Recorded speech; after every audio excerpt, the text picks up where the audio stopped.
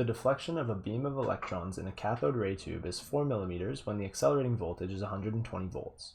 If the accelerating voltage is changed to 480 volts while the deflecting voltage remains the same, what will the deflection of the beam become?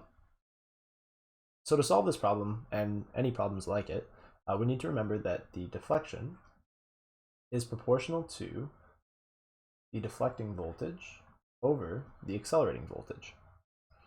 So that means if we increase the deflecting voltage by some factor, the deflection will increase by that same factor.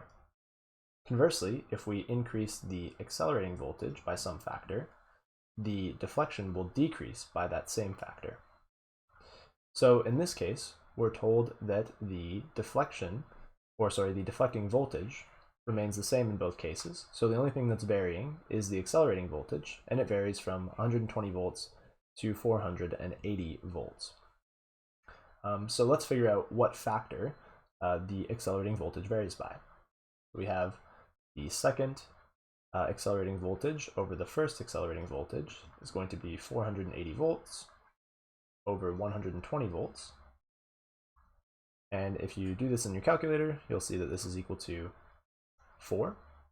So basically what this tells us, if we multiply both sides by VA1, so multiply here by VA1 and multiply here by VA1, we end up with VA2, or the second accelerating voltage, is 4 times VA1, or the first accelerating voltage.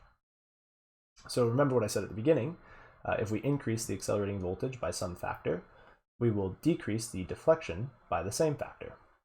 So our initial deflection of 4 millimeters is going to decrease by a factor of 4. So we can take that initial deflection, maybe I'll write it as d1 for now, and divide by 4 to find our second deflection. So this is 4 millimeters over 4, which is, of course, just 1 millimeter. That's the answer to this problem.